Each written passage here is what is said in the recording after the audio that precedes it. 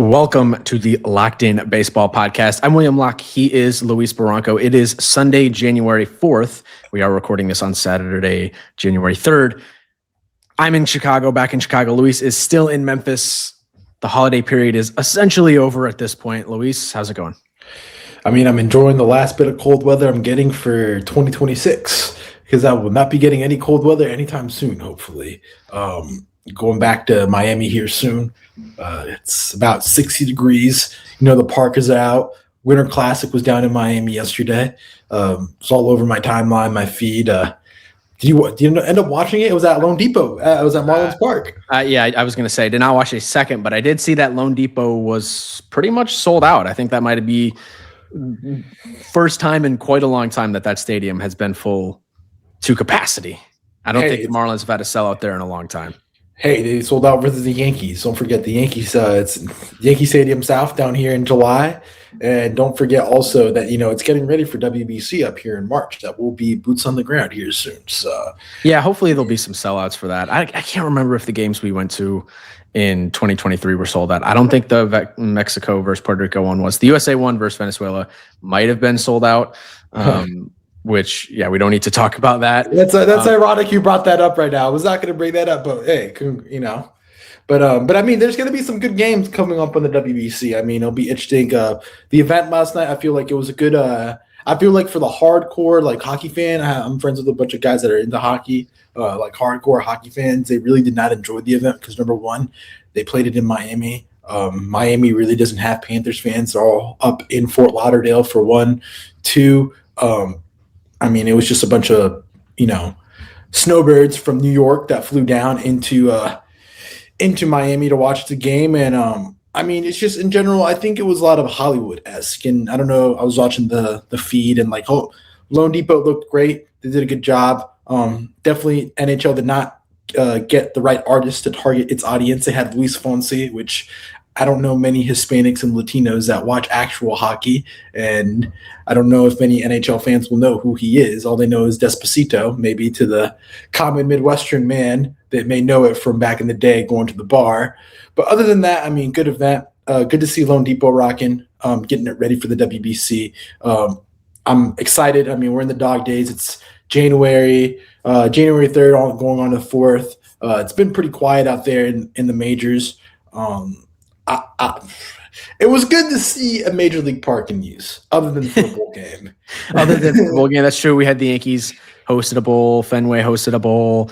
So there has been some activity, I guess, in Major League Baseball. There's been a few signings, but man, we'll talk about that in this episode of just how slow the offseason is in Major League Baseball compared to the other major sports in the United States. And we're going to propose some fixes because for as much as we love this sport, I think its offseason is a major miss the way they approach it. And I do think there are some ways to fix it. So we'll talk about that later. This is going to be a shorter podcast just because there's not a ton to talk about. We had one major move, which we'll start off with. There's a couple other minor moves that we can chat about, and then we'll talk about how to fix this offseason. Maybe talk about some of the latest rumblings and rumors. Cody Bellinger, the Yankees have an offer out to him. We can talk about that a little bit, see what that is. Shaken up to be that market. But let's start with the move that happened on New Year's Day. Before we get into that, make sure you guys follow us. It's New Year. Happy New Year. I should always start this out, William. Happy New Year. It's 2026. Locked In Baseball Podcast to the freaking moon, as it would say. Happy 2026. Make sure you subscribe, follow us on all platforms. That is YouTube, Instagram, X, TikTok. Follow the talk.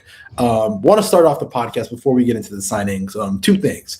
What is your goals for 2026 in baseball wise?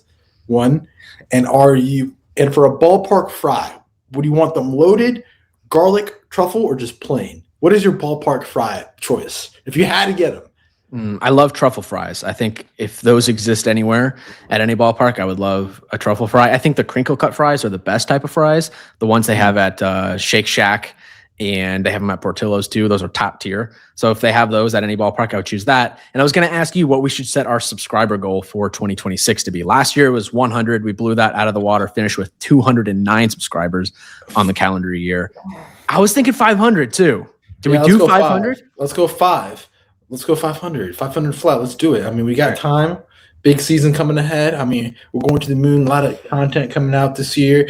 More in-person content coming. I know you're going to be going to Wrigley. You're going to be tapping into the Comerica Park again this year, and you're going to have plans to guaranteed rate. I'll be planning to go to a game in Marlins, and wherever I go traveling, I don't know. I could end up some obscure place and end up at a ballpark. I mean, or a batting cage. That's the new thing.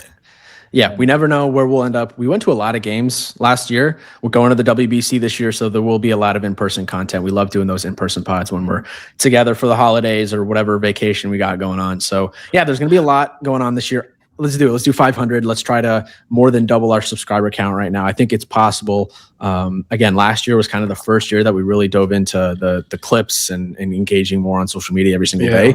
So hit that subscribe button. Let's get to 500. If you enjoy the podcast, let us know. If you hate the podcast, let us know. Give us that constructive feedback. We're always open to that as well. Hey. It's a new year, new us. Not really, same us. We're bringing the same content. We're not saying the things that some people say in society, like new year, new me. We're not going to. That's not happening. But in regards to the fry thing, I'm a big. I like plain Jane fries. Like a good salted fry is solid. I think truffle fries are great, but they're overrated. You'll go to some places and you'll hit them at $18 or $20. Like it's just a potato cut up with oil and fried with salt and truffle. It's like, the other day I actually made truffle fries here at home, and I ended up buying like the oil. It was $20 for a little bottle. Like the truffle ingredient is probably the most overrated, overused ingredient in 2025. Wow. Okay. Yeah, I mean, if you get it wrong, it's not good. But whatever. Let's get to the baseball. Let's talk Imai. We got to talk Imai. I'm going to talk baseball. I now that you brought up 2025 in parks, how many parks did we hit up last year? I think we hit up a good fourth of a good 30% of MLB ballparks last year. Well, obviously for me, Wrigley and guaranteed rate. We went to a game in Fenway. I think that was it. I think I only went to 3. You went to Busch? Oh, Busch. Yeah, that's 4 to watch the Yankees. Did you go to Detroit this year or Cleveland? No, I did not go to Detroit or Cleveland. Did you go to Milwaukee? Nope. You didn't go to Milwaukee last season? No, but the Yankees are, I believe they're playing in Milwaukee this year, so I'll probably be able to go drive up there to watch that series. I went to Dodger Stadium and Marlins Stadium. Yeah, you went to a playoff game there, yeah. I went to 6. It's not bad. And Fenway, which I don't count, so 6. So we were 2 off from 4. Let's try to hit 8 next year. I think that should be the goal as a pod, 8. Definitely going to try to do a New York trip. Definitely want to go see the Mets. Definitely want to go see Yankee Stadium again. Want to go to Monuments Park. So, yeah. Love it. All right. We'll see where we net out with the stadiums this year. Let's talk about the Houston Astros. Tatsuya Imai, one of the most coveted, you could say, free agent pitchers of this winter free agency. He signed on the 1st of January with the Houston Astros. It is a 3-year contract that allows him to opt out after each of the first 2 seasons. It is a reported $54 million guarantee. He will collect a $2 million signing bonus and a $16 million salary in 2026. He's owed respective $18 million salaries between 27 and 2028. Obviously, if he opts into those years, he's a Boris client. He would reportedly escalate his 2027 salary by $2 million apiece at reaching 80, 90, and 100 innings next year. His 2028 salary would also climb by $1 million at each of those thresholds, meaning the total value can jump another $9 million. Also, there was the posting fee for his NBP team. So the posting fee is 20% of the first 25 million, 17.5 of the next 25 million, and 15% over anything over 15 million. So they're going to have to pay basically a $9.9 million posting fee to the Lions, his team from Japan. So the Astros are on the hook for just under $64 million between the contract's guaranteed money and the posting fee. If he opts out after next season, Houston will have committed $27.9 million for 1 year of his services. We know the going rate for starting pitchers is about $20 million these days. The Astros would also owe a 15% posting fee to the Lions on any escalators that Imai unlocks if he doesn't opt out. So those are the terms of the contract. I got that from MLBTradeRumors.com. Great website, by the way. Luis, what are your thoughts on this move, Imai to the Astros? To me, feels a little bit similar to the Murakami deal to the White Sox, but I'm curious what you think. This there's a couple things that the Imai contract brings up to me. Number one, it shows me that Boris misread the market. This Boris free agency period, aside from Pete Alonso, is reminding me a lot of that Matt Chapman year where everybody signed at the end of free agency and they took these little 1, 2 year, 3 year deals with opt-outs. It sounds like the Imai market was completely read wrong because as we started the offseason, we were looking at either between 5 by 120 to 180. And one of my first reactions that I said off pod was like, okay, so nobody knows his market. Because if you're giving me a $60 million range of numbers, it just tells me that like we can't really pinpoint what his market value is. Two, it shows me that how teams view Imai. It is for the Astros, it's a very low risk move as it's only $18 million, which $18 million is probably the lowest rate for right now for starting pitcher. You think Marcus Stroman, Jameson Taillon, those type of contracts, Nick Martinez, those are the type of deals that you're getting at like low end money. So for the Astros, it's a low risk move, has opt outs. If it goes well for the Astros, cool. You know, they have a really good starter this year. They have holes to fill in the rotation. Awesome. Imai also gets $18 million. Just shows to me how teams saw Imai. Like there's clearly concerns on him being a legitimate front end starter, which what he was billed out to be.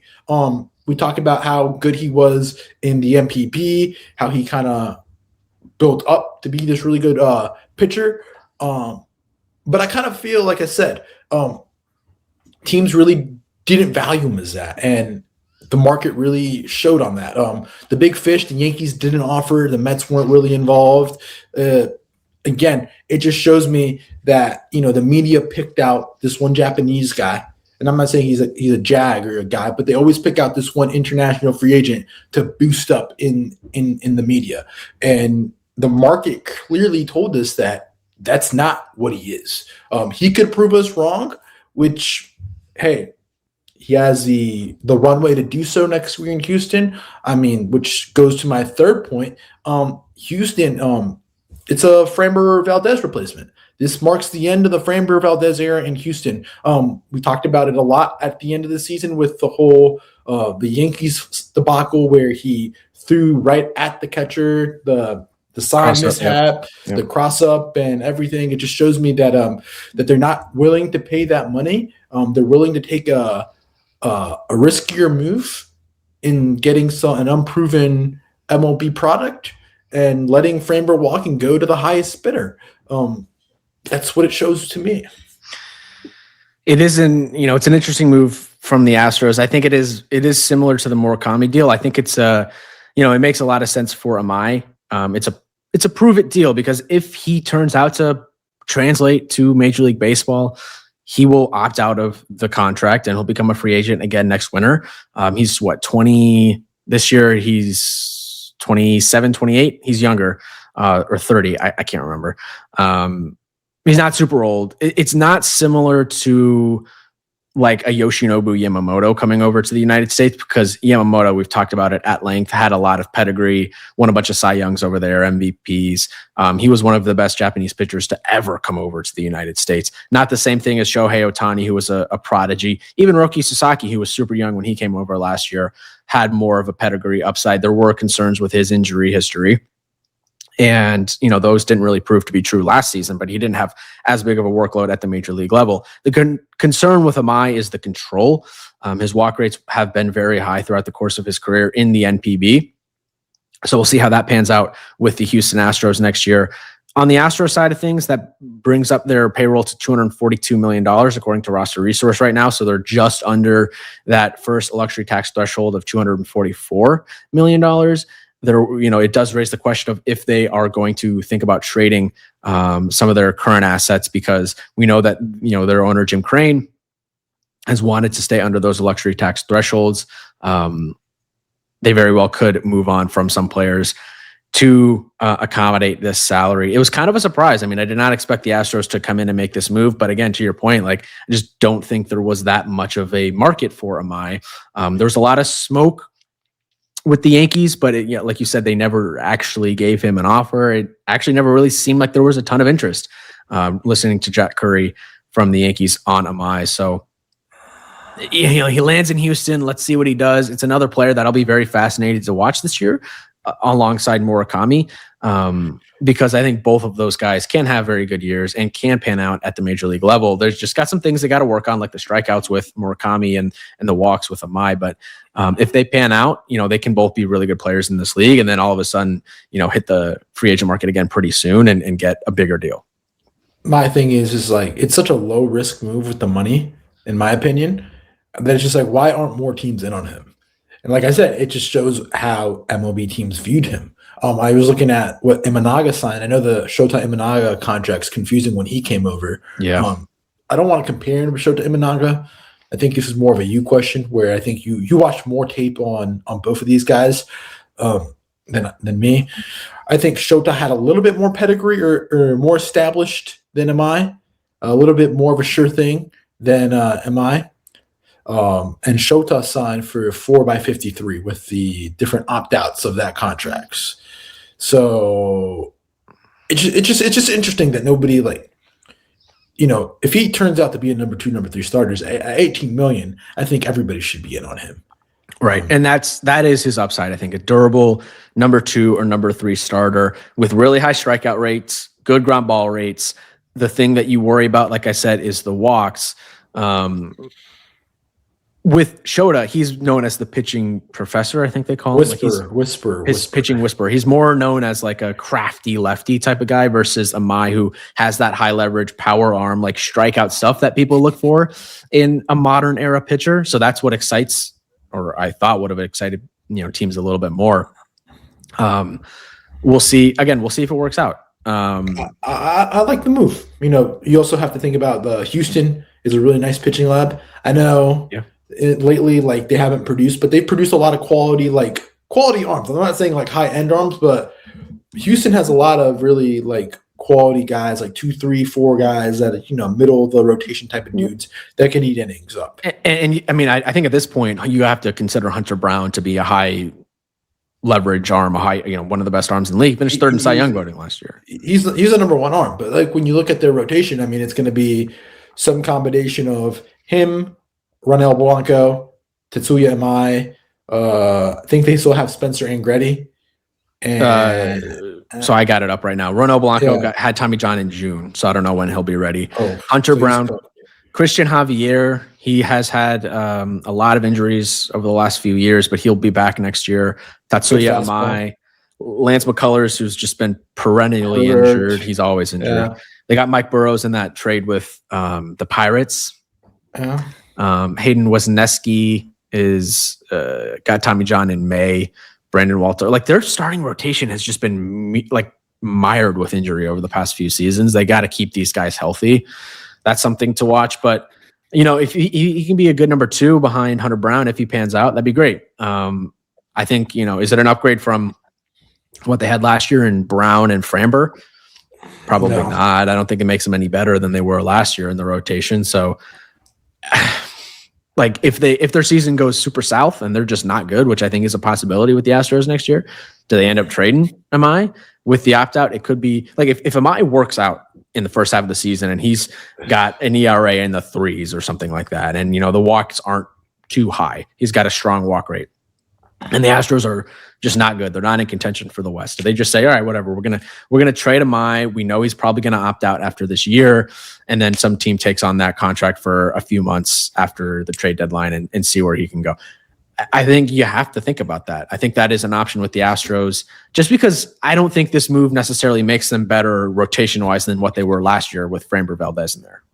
Well, the ceiling and floor has dramatically dropped because we're assuming Framber will not return. So, I mean, do you think he returns? I don't think there's any chance he returns at this point. I don't think so. I'm just curious, and this will go into our next segment.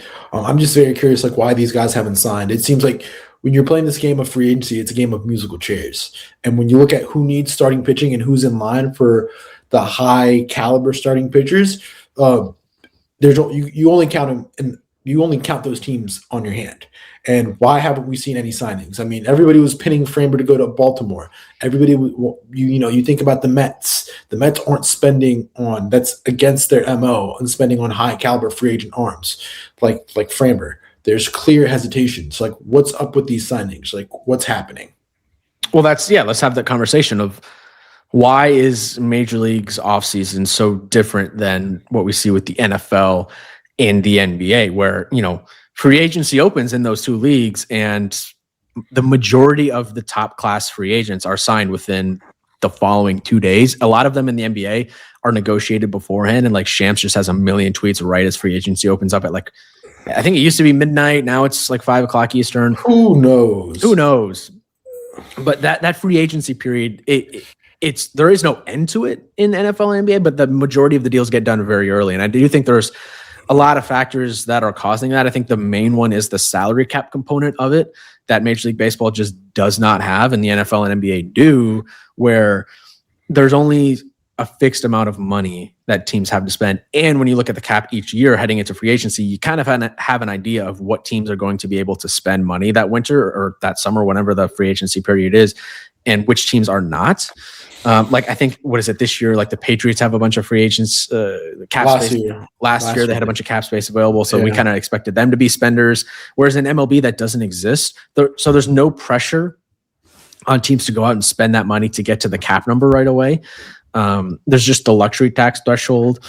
But we know different teams approach that differently. Like the Pirates, that they're never going to be above the luxury tax threshold, so they don't care. And the Dodgers don't care, but the Yankees really care about the luxury tax threshold. So there's just different ways teams approach it. I do think one fix for Major League Baseball to fix their offseason would be to introduce some type of salary cap. Yes, but I also think introduce some type of salary floor to where teams like the A's, the Pirates, the Marlins have to spend to get above that salary cap floor. We talk about the top tier free agents and the elite of the elites, the Kyle Tuckers, the Juan Soto last year. Those guys, usually take a little bit longer to sign. Soto actually signed at the winter meetings last year. Kyle Tucker has not signed yet. But if you have a salary floor, teams like the Pirates, they're going to swoop up those bottom tier free agents much quicker. A lot of those guys we don't see sign until around spring training time. And then obviously a salary cap, which would be ugly. It would take a lot of negotiations to get to that point next year when they're negotiating the new CBA. But if they introduce a salary cap, again, I think that would help move some of these top free agents a lot earlier in the winter. Because right now there is really just no pressure for these teams to go out and sign players. It's more of a wait and see how the market pans out. All of the pressure, in my opinion, is on the player to see how the market shapes up. And teams like, okay, we can wait and see, because a team like the Dodgers knows there's only a handful of teams that are in on Kyle Tucker, guys like that, or Juan Soto, like last winter. Only like the Mets, Yankees were in on signing guys like that. And I'm going to put a bookmark in that because we just got a notification. Kazuma Okamoto just signed with the Toronto Blue Jays, according to Jeff Passan. Okay. Yeah. Instant. This is instant reaction. We're live. I mean, again, look at Toronto. They were right there at Toronto. They were right there at the doorstep of winning the World Series, and they're spending. Okamoto's a bat that we've looked at. That's a very good bat, and the MPB been linked with a lot of teams. It was looking like he was going to go to the Pirates, but he did not want to go there. It looks like I was reading that the Pirates were not an option. San Diego was looked at a front runner, but the Blue Jays has come in and gazumped him. Looking at that Blue Jays lineup, the Blue Jays lineup just got deeper. You got Vladimir Guerrero. We'll see what happens with Bo Bichette. Really big Addison Barger fan. Alejandro Kirk, George Springer are still in that lineup. Okamoto in the MPB was I got his numbers up right now. Yeah. 327 batting average, 416 on base percentage, and a 598 slug with 15 home runs and 49 ribbies in 69 games for the Yomiuri Giants last year. He's known as a contact guy. He's 29 years old, was also connected with the Red Sox, Angels, Padres, and Mariners this offseason. This feels like a very Blue Jays coded move. You get the guy. Sorry.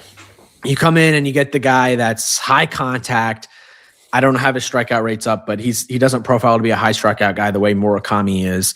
I've known that reading the stuff on Okamoto. So he's going to fit right into what they've kind of built in Toronto. The question is, what does this mean now for Bo Bichette? Because there was that report that came out last week that the Yankees were interested. There was a mutual interest in between the two. Is Bo Bichette going to go elsewhere? Is he going to leave the Blue Jays? Or is Okamoto going to end up being a bench piece? Do we have the amount of money that he got? Is that publicized yet? Money is not out yet, but here's my opinion on this. Again, this is a Blue Jays coded move. I think about their lineup is, where is he going to play? He plays the corners, and Vladdy is first base. He's not. They're not. Maybe he plays first base on days that Vladdy needs a little bit of rest. Third base, Ernie Clement. I don't think you're benching Ernie Clement. And again, Ernie Clement's a very versatile piece that can play all across the diamond. Maybe it's a Bichette replacement. Maybe this is a move showing us that they're out of the Tucker race. Maybe they have a trade in store to get rid of Anthony Santander, because he's still on the team. He wasn't that big of a player in the postseason because he was hurt. I don't know what's going on with the Blue Jays. It's hard to decipher right now. Is he a third baseman? Is he going to be DHing? Because those are the only two positions. Who gets moved? Again, I think Schneider enjoys the John Schneider, because there's David Schneider. I keep confusing both of them. John Schneider enjoys having these multiple versatile chess pieces, and that's what the Blue Jays are built on. And I think Okamoto being able to play each end of the diamond, and that gives the opportunity to move Vladdy to DH. It just gives different lineups. Okamoto was a great player, like you said, in the MPB. He's a righty hitter. Add another righty hitter. Hey. According to Baseball Reference, he can play third, first, and outfield. So, like, another versatile piece to your point. Like, that's what the Blue Jays are looking for. And Fangraphs has right now Barger at third, Ernie Clement at second, Andres Jimenez at shortstop for the Blue Jays. I just think this is another depth piece. He can come in and play any of those positions. He can go out there and play outfield too if you need him. Does this mean he's going to be an everyday? Like, can he play second base for them? No way you can play so. second base. So what does this mean for Bichette? I think that's my biggest question coming out of the signing. I think it's a great signing for Toronto because it's just continuing to build out the roster in the vision that the team they had last season. My whole thing is that Okamoto did not sign to be a bench player. With the opportunities he has, like we had like half of the major leagues. I mean, I think he would have slotted in. He would have started in San Diego for sure at first. He would have started in Pittsburgh. I don't think he's coming to Toronto to be a bench player. So obviously somebody's moving, or there's just not enough holes. There's just not enough spots, essentially. The whole deal is what's going to happen with Tucker. And I feel like that's the big thing. Because if Tucker doesn't sign there, I think they do have the Bichette money. Are we close to a Bichette or signing? Are we close to a Tucker move? I don't know. Could this be the domino that gets everything going? I don't know. I don't think so. I hope it is. Also looking at a strikeout rate, 11.3% last year, 15.9 in 2024. So not too bad. It was up in the 20s, 21% in 2019, but he's gotten it all the way down to 11% last season. Again, only 69 games last year. His last full season in 2024, it was at 15.9. So we'll see. I don't know if this is going to be an everyday starter for them. We'll see what the money looks like when we come back there. We'll see what the money, and I just feel like I think this is the domino that gets the market rolling, because I feel like the Blue Jays hold all the cards. I mean, a lot of the decisions come down to the Blue Jays right now. They do hold. I mean, I think Bichette does want to come back to Toronto. Right now, the only team really floated for Kyle Tucker as being serious contenders is the Toronto Blue Jays. So I kind of feel like them signing Okamoto kind of puts up the white flag for one of them or both of them. More so one. So it just remains to be seen what's going to happen. Because if Bichette's not going to Toronto, I think Bichette gets snapped up fairly quickly. Bichette has a whole market of teams that want him. And I would love to sign Bichette. He's young, and he's not going to be playing shortstop. He's probably going to be signed as a second baseman. He's not signing with the Yankees. He's not signing with the Yankees. For all the stuff we talk about Jazz Chisholm and what he's been doing, he was at the Winter Classic last night, and everything's going on. Getting rage baited by Cutter is King on Twitter, and the new Instagram page. Yankees media and Yankees PR is having a field day with Jazz. Like they hope that they were going to have a nice, calm, Christmas and New Year's. No, Jazz Chisholm was like, no, hold my beer. I think the whole Bo Bichette thing is a complete smokescreen for Cody Bellinger. Cody Bellinger looks to have a non-existent market right now. It does not look like he's going to go to the Mets. The Mets aren't really – they've checked in on him, which is like that's what every team does. Every team is supposed to check in on them. It's a click driver for websites. I don't think his market is non-existent. I think for whatever asking price he's looking for, it's clear that teams are not willing to meet that. So at some point, him and his agent Scott Boras, are going to have to cave and take a little bit less money than he's asking for. It might be less years, which I think that's the thing with the Yankees. I think the Yankees are trying not to go to that 7 to 8 year range that we've heard, and the Yankees are going to try to go something, 3 to 5, 4 or 5, and the Yankees don't want to go over that, which I completely understand. Which explains why the Yankees are linked with all these Boras clients. Why did the Yankees get clicked for Tatsuya Imai? Because there was absolutely no market. If he's signing out here for $18 million, it means that this market that they were trying to build up of like 5 or 6 by 180, 120 really didn't exist. And they were using the Yankees to drive up the price. Also, they used the Mets, the Phillies. This is just all, adding up that Bo Bichette is a sign from Cashman and the front office saying like, okay, Boras, you get your crap together. You take our offer. We're not going to get strong-armed like we got strong-armed last year in the whole Soto and get taken for a ride all the way to the end. We're not going to get strong-armed. And if you don't come down or do that, we will move on and we will look for other options. We will go to plan B. And I think plan B, the Yankees have no issues going to plan B. And I'm going to be honest, I'm with the Yankees and not wanting to give Cody Bellinger a long 6, 7, 8 year deal because it's not the type of player I think that you give that long of a deal to. I would feel, and I respect them for not budging on it, not trying to get another bad contract onto the books. Like I know they haven't done anything this offseason, so it is a little bit concerning in that regard. But I would again much rather give Kyle Tucker that long-term deal than Cody Bellinger. Just I think he's a better player and he's going to be better for a longer time than Bellinger is. It's not even about Kyle Tucker or anything. It's the biggest thing about it is like the Yankees have been burned so much before. They've been burned so many times with the Aaron Hicks, DJ LeMahieu, contracts like that. Jacoby Ellsbury. Yeah, he is the poster boy. It happened once, then they got burned by DJ and then burned by Aaron Hicks. That they're not going to do it again. And I don't blame them. The problem is when you're in a market like New York, fans are going to get restless. The media is going to put pressure on you to get big guys. When you have the pedigree of the Yankees, you're going to need to sign these big boy guys to filter the lineup. And when you've gone since 2009 without a World Series win, fans are going to start putting pressure on the front office to make moves to win now. And so I don't blame them. I don't think Bichette ends up as a Yankee. I think Bichette ends up somewhere else. If it's not Toronto, he'll end up on some other team that we probably haven't talked about. Maybe not a big market team because when you look at all the dominoes that have gone down, doesn't fit at the Mets, doesn't fit at the Red Sox, doesn't fit on the Dodgers. You'll be looking at maybe like the levels of like Arizona, Atlanta type level teams. And not to put Atlanta down, but it's just that's what it is. He's a Florida guy. From St. Peter, went to high school in St. Petersburg, so Tampa area. Not Tampa. He's not going to Tampa, but does he go to a team with a spring training complex in that area? I do think that the middle infield market, also we have to point out that the middle infield market is just waiting for that big domino else to fall because you have guys like Nico Horner also getting chatted around on trades, Jazz Chisholm, Brendan Donovan. Talk about Ketel Marte about that. There's a lot of moving pieces in that second base market, and it's everybody who blinks first right now. Yeah, I mean, does Arizona trade Marte and then replace him with Bo Bichette? I don't know if that works out like financially for them, if that's something they want to do. Does Seattle go drop a bag for Bo Bichette? I mean, they are linked with Brendan Donovan. They are linked with Ketel Marte.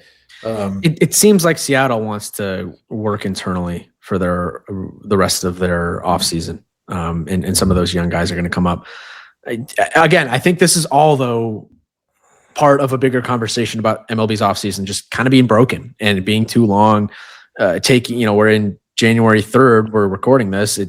Free agency started basically 2 months ago, and we still have like the majority of the top guys unsigned. I mean, you look at the Athletics big board, the top 3 guys in that big board, Tucker, Bichette, and Bregman, none of them have signed. Framber, they have him at 5th. He hasn't signed. They had Kyle Schwarber at 4, and obviously he re-signed with the Phillies, but 4 out of the top 5 free agents, according to the Athletic, have yet to sign.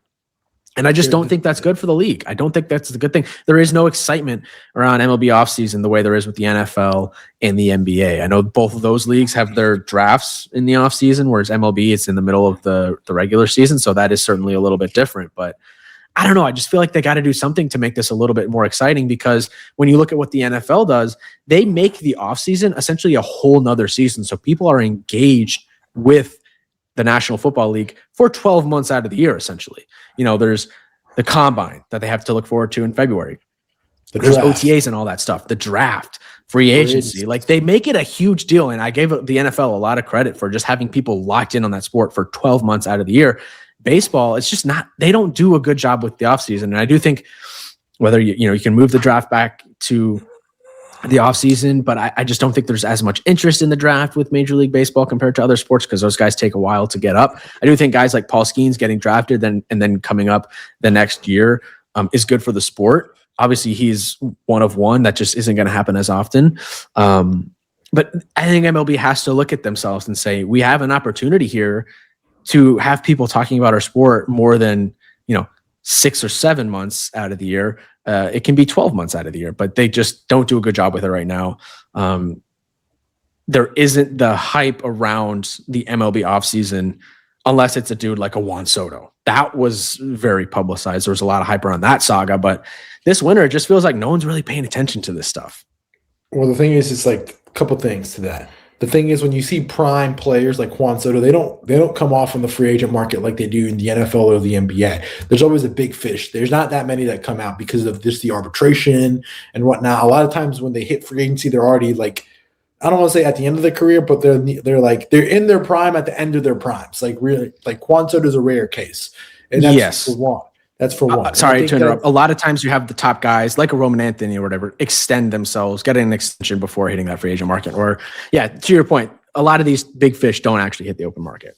And that's what happens a lot of times in sports. I mean, there's a franchise tag in the NFL and things like that. They all get extended. And you're right. To the NBA, like, a lot of these guys aren't hitting free agency anymore.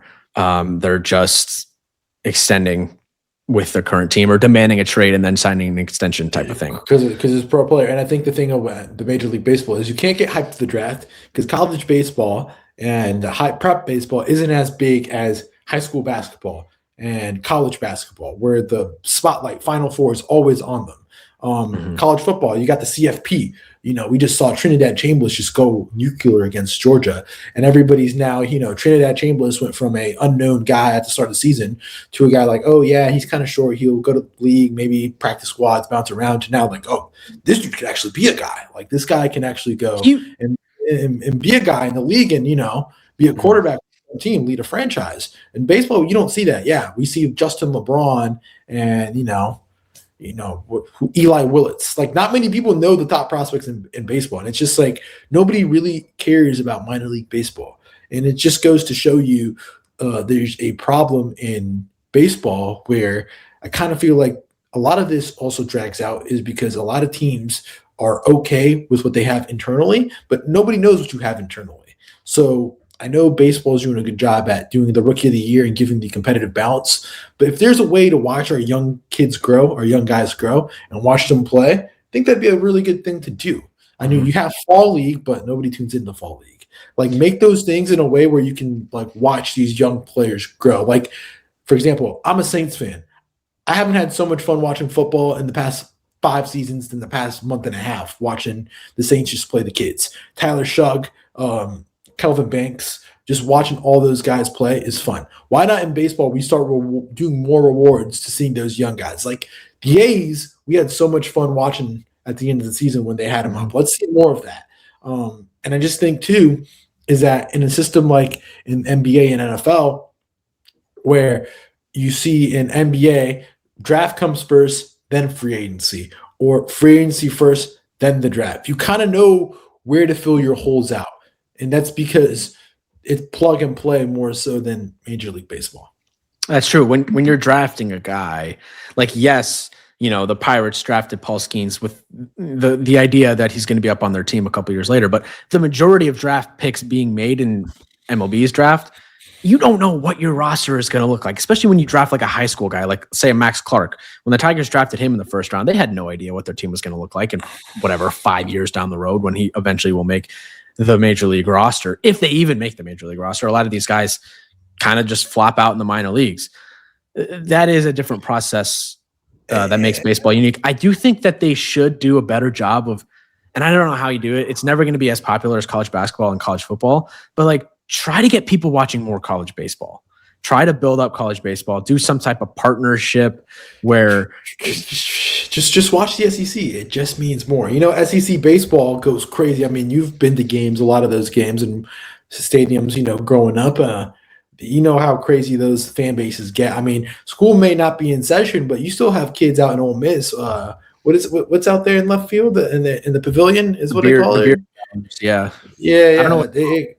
It's crazy. And so, I mean, look, what are you going to do?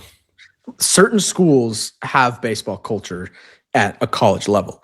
I think MLB, and I've seen them kind of try to do it, like really start pushing these guys that are going to be, top draft picks in June or July. Start pushing them now. Like their season starts next month in February. Start posting their highlights. Start talking about them on MLB Network. Like really, really push those guys. Talk about the teams. Like give people a reason to watch. There's nothing going on in the sports world in February after the Super Bowl.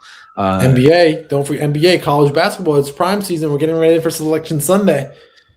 I'm just saying they can push the younger generation a little bit more, I think. William, it's not the problem is it's like you can push it all you want, but at the end of the day, it doesn't sell as much as other sports. And baseball needs to get back that mystique, as we've said, as being the big sport. I mean, basketball gets all the kids watching the highlights and YouTube highlight clip culture. Baseball is kind of hard to do that.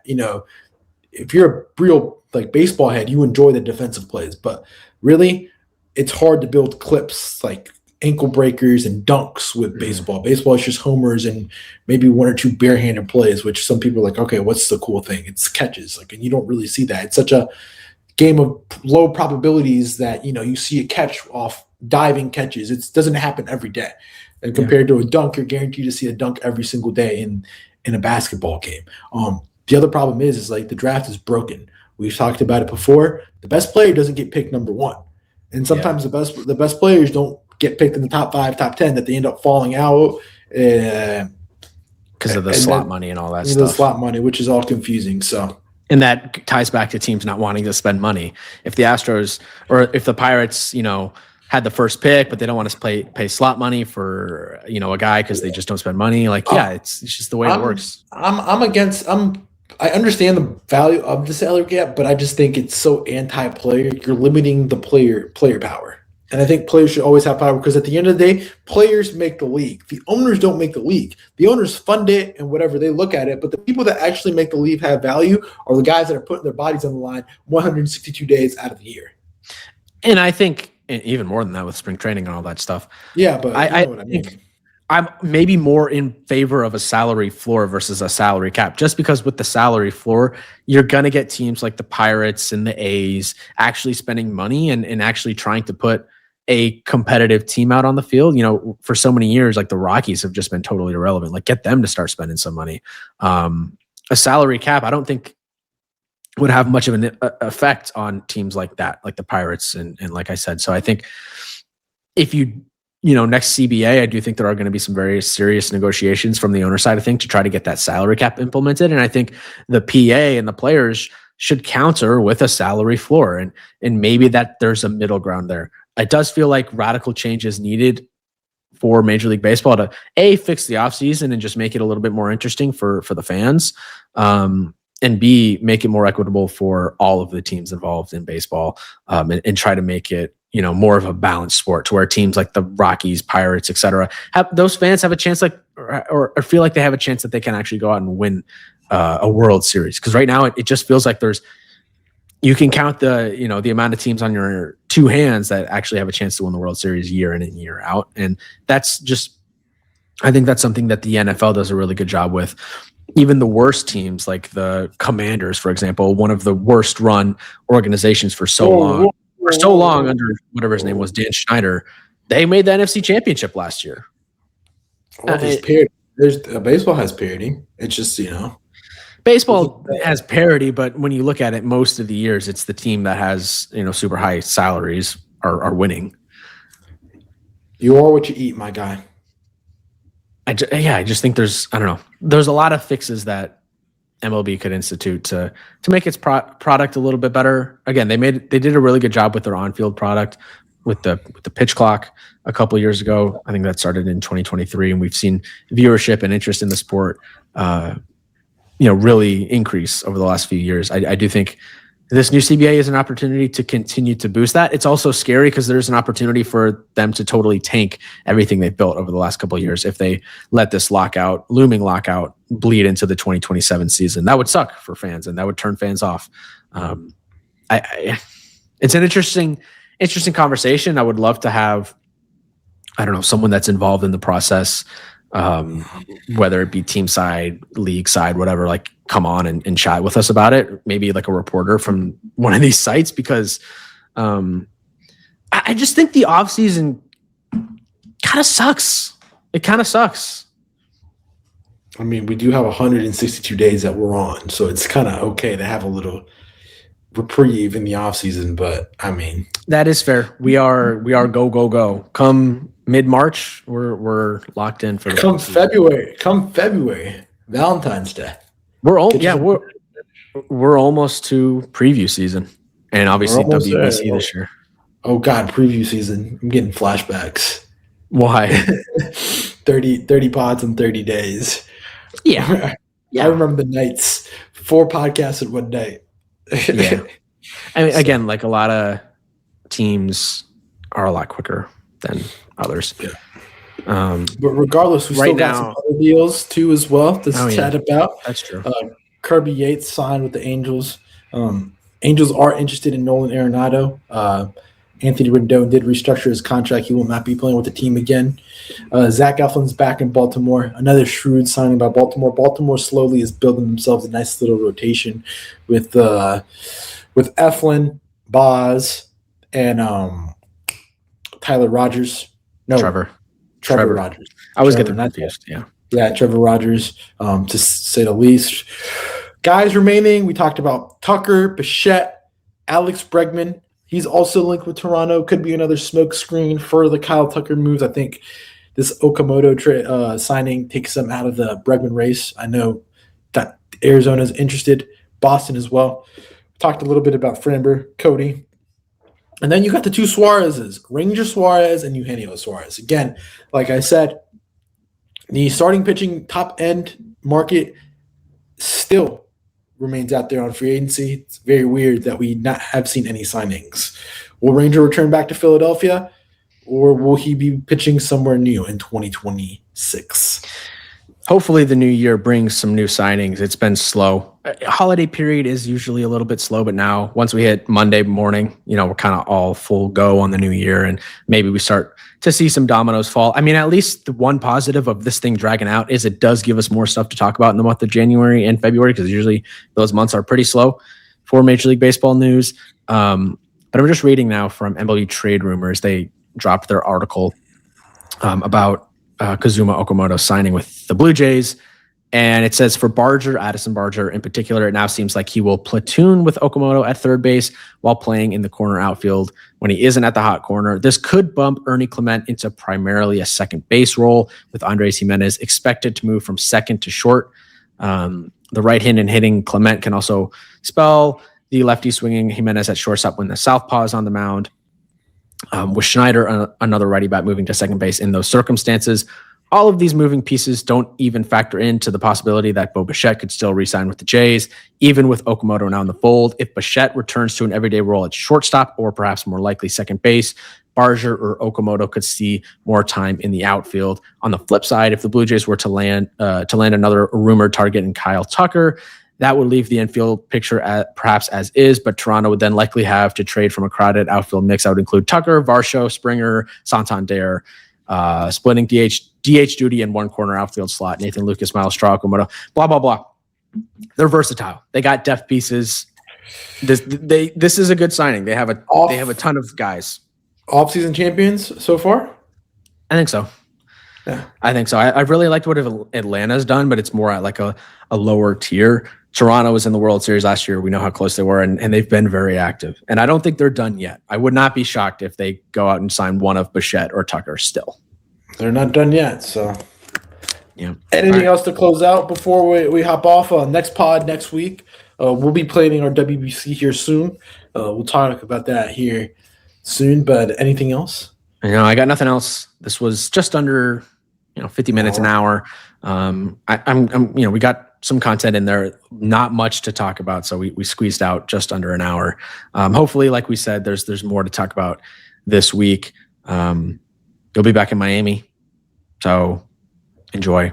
Thanks for chatting as always. This is our first episode of 2026. Like we said, going for 500 subscribers before the end of the year, so hit that subscribe button, hit that like button, leave a comment, and follow us on all of our social medias at Locked In Baseball Pod. Until later in the week, from a good friend over there, Luis Bronco, I'm William Locke. Catch you guys next time. Peace out.